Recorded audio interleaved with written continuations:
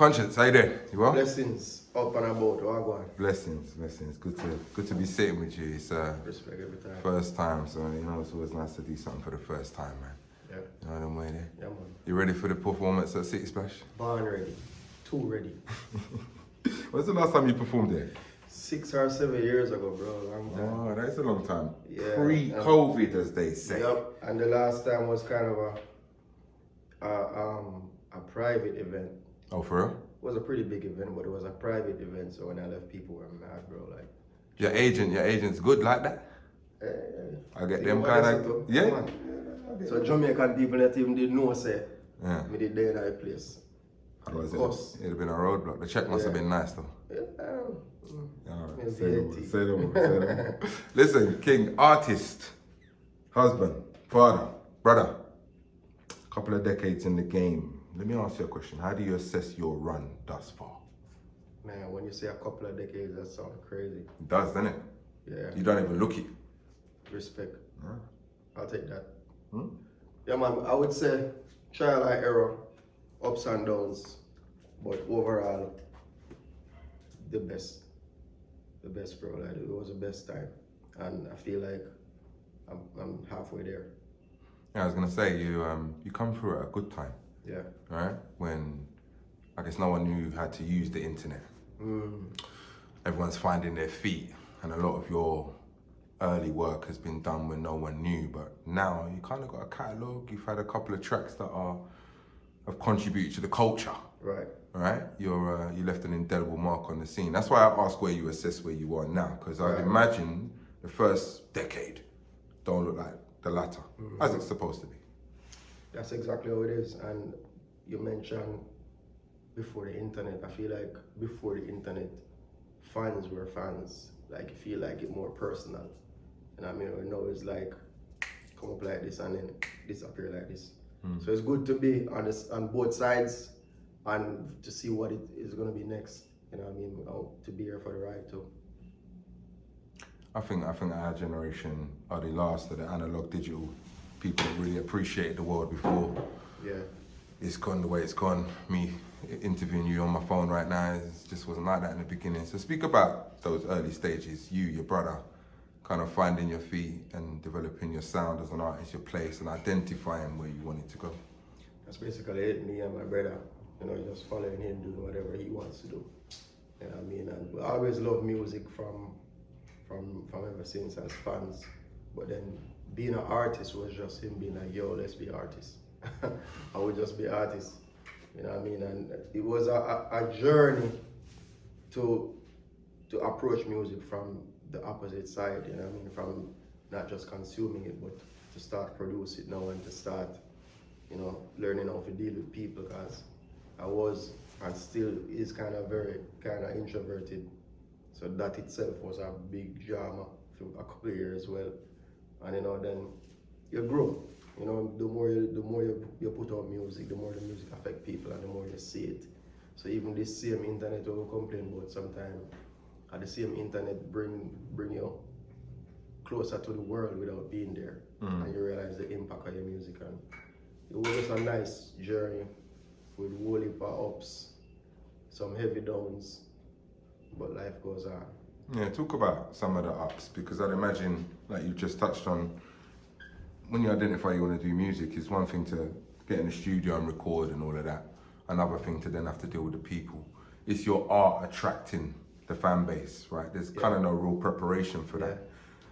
So what was it that got you ready and made you adjust? Time, I think. Time and realization. When you realize how the music affect people, and the fact that like we just in the studio vibe out. You know, like a lot of artists like to present this idea that their music is revolutionary and it have this big meaning behind it. And really and truly, we were just making music, bro. Just in the studio and just a vibe out and make music. And what it became is not what we planned. Like, nobody never say, yo, plot the graph. So that whole experience of learning and seeing what music means to people, when people start tattooing lyrics on them skin and you say, wow, and start see you, and when somebody come up to you and touch your hand and tell what your music means to them life. And I'm like, yo, I just wanted you to shake ass. Like I didn't expect it from me and all of this still. You know what I mean? If you have an ounce of humanity in you, it's gonna affect you. Yeah. And you have to start learning how to embrace people and not just be in your shell. And you know, that whole journey was fun. What was easier for you, the music or performing? Or was it all quite the same? Easier.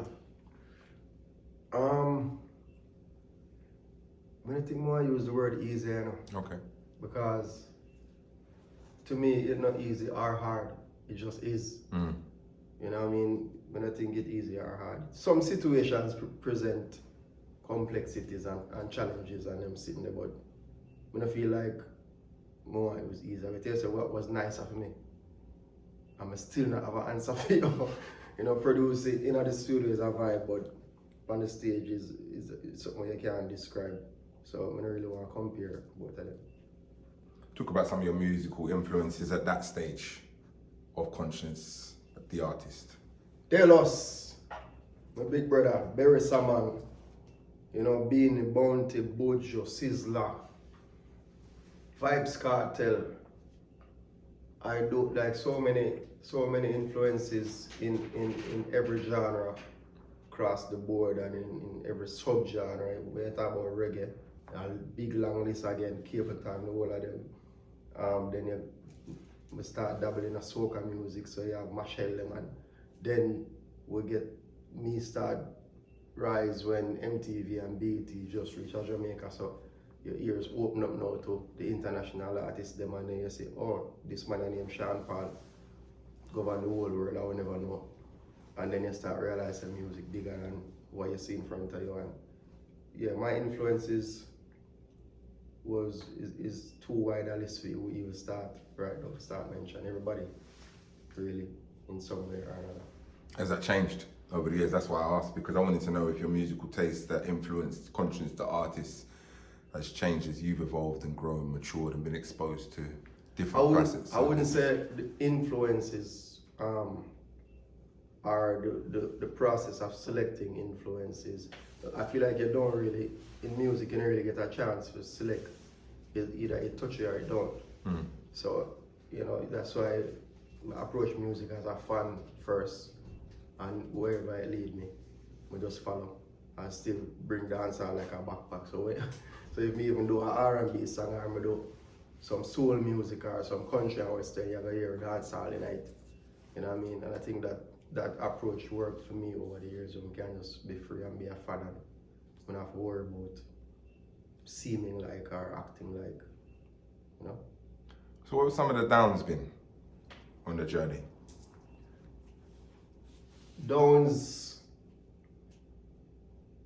the fact say your private life is everybody's business. The fact say you have to adjust to dealing with criticism and you have to get a shell, get a tough shell and learn how to deal with it. You know, I lose my brother in the year when I have my biggest song too. So like, you want to celebrate, but at the worst time in your life, and you have to deal with that in front of people too, and people's expectation of how you should behave. And just, I feel like at the same thing where most people go through, but it's just underneath a camera and open to so much scrutiny and so much comments, and you know, those are really the downs for me where music is concerned. With the ups, we love everything that comes with music from a positive aspect. Yeah. Yes, I was going to say that moment of having your biggest hit and then obviously dealing with the loss. That must be, how did you muster the strength to continue, really? What was it that in you that said, I'm still going to do this? I have kids. Real life? Yeah, kids, like, regardless of how Konshens I got through, you still have to go and see your kids where you never asked for them. You still have to go and see his daughter where never asked to be here or asked to go through none of this. Somebody have to do it. So musically, where were you finding influence and inspiration to make new stuff, create new? At that time, In the post of that period. that was tough, bro. Yeah, I can imagine. That's what I'm asking, because it's finding that creative spark within you when that big chunk of your life. Yes. I mean, people could see it and hear it for a good while. It's like I kind of now find my way. You kind of lost a little bit. Not as an artist only, but as a person, I try to figure it out. You're just up and you lash out, and 1 minute you're this, next minute you're that, and it's a big state of confusion. And then I think what contributed to the confusion aspect is because I'm winning at the time. I can embrace that and realize that and maximize upon it, and I'm just conflicting time. Just exist at the time. And as men too, it's like we have put up a shell there. We have problem with mourning and problem with dealing with trauma and them things. So I go through all of them things at that time. I think when I realize it's a thing where you're not going to stop going through. Once something like that happens to you, it's part of you. I think once I embrace it, I feel like I start dealing with it better as a person. One of the things that really struck me about researching your career, right, was you tapped into the fact that you had hotspots, released a Japan-only album, for instance. Mm-hmm. These are not things that people do. They might speak about doing them, wish they'd done them. You actually did it though. I think you've even collaborated with a Japanese record label at some point. Yeah. Talk about your experience being one that you can identify pockets that will keep you going, right? Because you've touched on the fact it's a business, you've got to get paid. Some people are more interested in being that global star. When I look through your catalogue, when I look at your journey, longevity seems to be more of a focus than anything else. I feel like what I would say contribute to that most was the music and the fact that I don't get caught in my own hype. Even if people might say me look hype, there is not a person on earth who can say me hype on them or believe my own story too much on it. So I'm very aware of where I'm hot, where needs work, where I have a big song and it's just one song, and I'll have a hit song in Barbados that's not a hit in like Trinidad next door or St. Vincent next door, and a hit in Trinidad that if you go over Guyana, nobody know it. A hit in Kenya that if you go next door to Uganda, nobody know it. And I like to look at those things and then show love to where you're showing me love. You get what I say? And we're in a business where love translates to money too. You know what I mean? So why wouldn't you? It always did, King. It always did, yeah. So why wouldn't you focus on where you get love from? Yeah.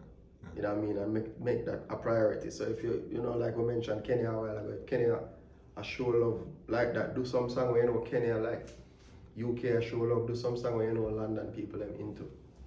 That's how I look on it. Check it, look good. Yeah.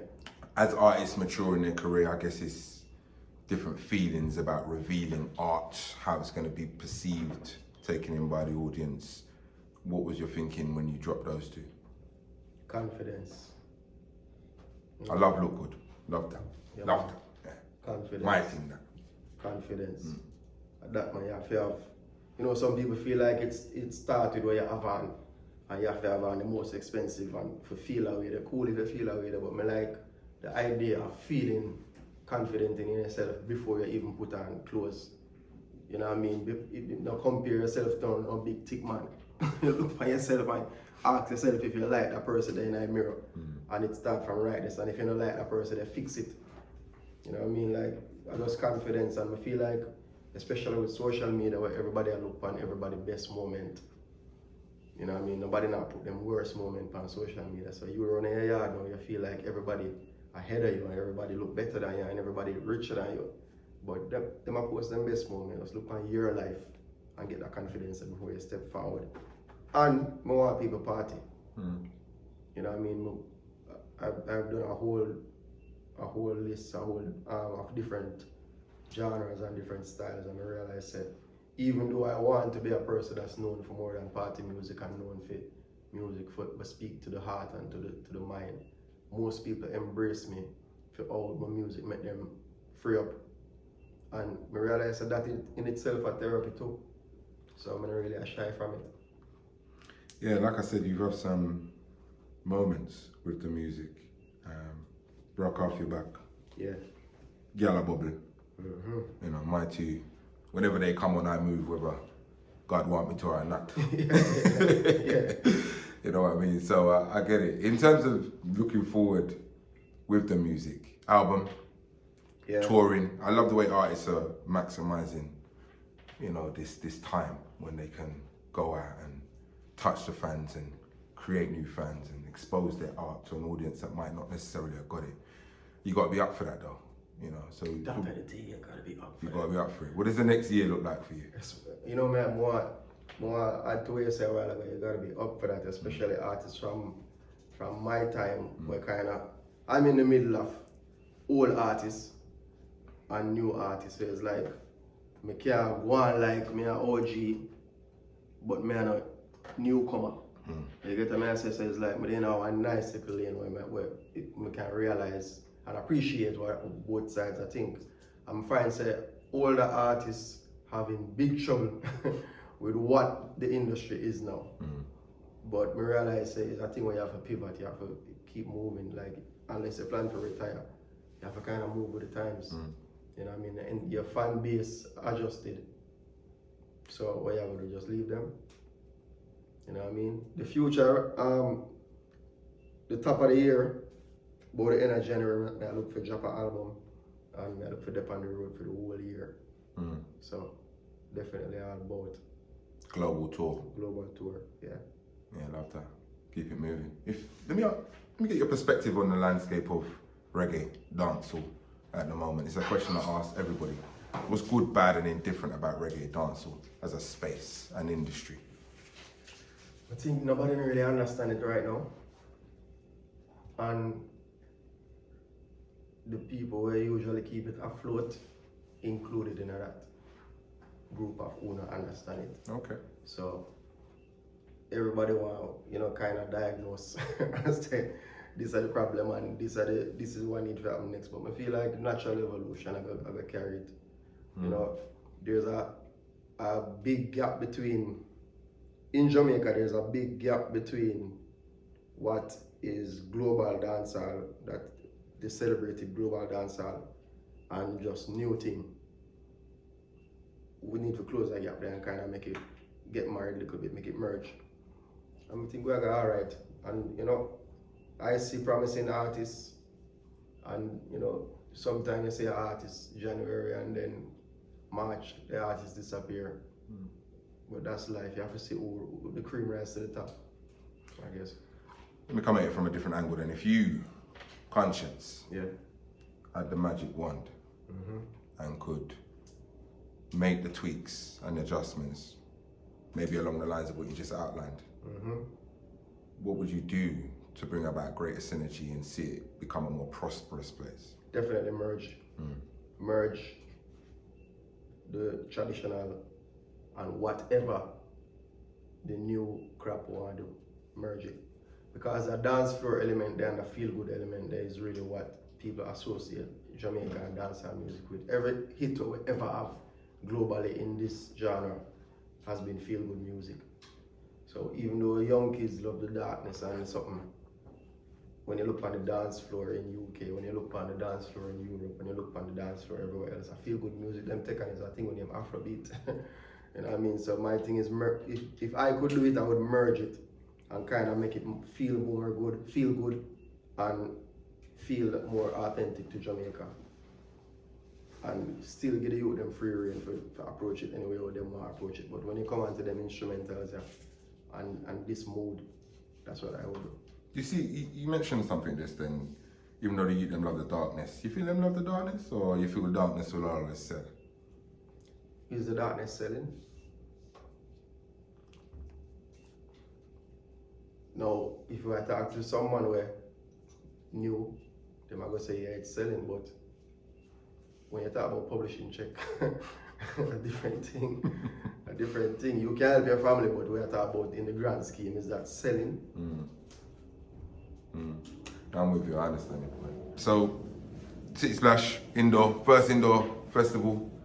Never an opportunity to do things for the first time other than the first time. So what does it mean to you to be a part of that show? I love the group of people that run that entity. They genuinely love the music. So speak on that.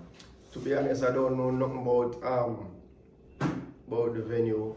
You said the first indoor. It's the first City Splash. First indoor City Splash. Yeah. Oh, I know about City Splash. Yeah. I love it. Yeah. I don't know how it go indoor and how it go look, but I know say me and my band I go shell it to the ground. And the crap of artists so them have on the lineup are entertaining artists to the fullest. So it's definitely going to be a great show. And what means more to me is just being back here in London after so long. You know, that are the joy for me right now. So all of the fine tuning and the fine print is good. Me there that me care about right now. Give thanks, man. Respect. Appreciate your time. Respect every time. Bless.